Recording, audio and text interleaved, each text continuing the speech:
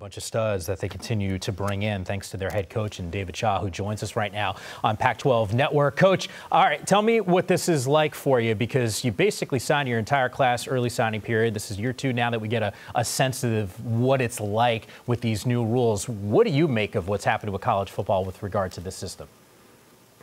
It's so weird. It's so weird to wake up on a Wednesday morning, a signing day morning, and we're not signing anybody, and we do our due diligence on the next class and go through a lot of things, but it's a different world, and I got to commend our staff for making this adjustment, because I know you guys know this, not everybody knows this out there. We operate completely different than everybody else.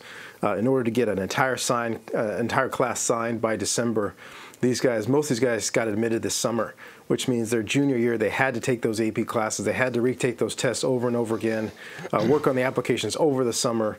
When a lot of guys are just hanging out, having a good time, our guys were working, and the recruiting process, so many other places just talk about how much they love you. For us, we talk about how much you got to do for us to get admitted. And these guys did the work. They worked extremely hard, got admitted, and I'm really excited with this class. Coach, I know looking back at last season, maybe everything didn't work exactly according to plan, because you guys are always in it for the Pac-12 title. But is there a part of you that kind of thinks that maybe that pain might lead to some long-term success? Because you've now shown everybody that you have the ability to chuck the ball around the yard. And if you can get back to getting guys healthy and being able to grind people out, that now you might have the most balanced attack that you've ever had on offense? Yeah, last year, it's the most injuries we've had in a long time. And I commend our team, I commend our coaches for continuing to fight back and work in order to get back in. And we lost 4 games, and all 4 of those games were within 1 score in the fourth quarter. We weren't able to pull those 4 out, but our guys never, ever backed off. And that's our mentality here, is we're going to fight and scrap to the very end. If we can stay healthy, if we can make a few more plays on offense, defense, special teams, we'll be where we want to be. Coach Austin Jones, Northern California running back. He reminds me a little bit of Tyler Gaffney. I'm curious how you see him fitting into the plans for you guys.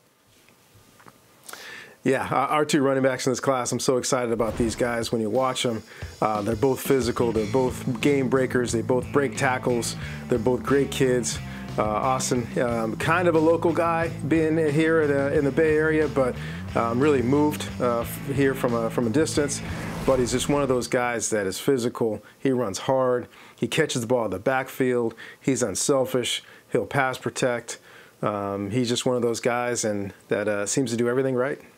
I'd love to ask you about Walter Rouse. Did some digging on him, and to me, he's so impressive. I'm curious what it's like when you hear about a young man he seems like he's got such a plan. He wants to be, I believe, a, quote, cardiothoracic surgeon, to be exact, is what he said. And he also even created a vision board about what he wanted to do with his life, and met Condoleezza Rice on his visit. I mean, what is it like to be a head coach and then see somebody that size with that ability know they're coming to your program?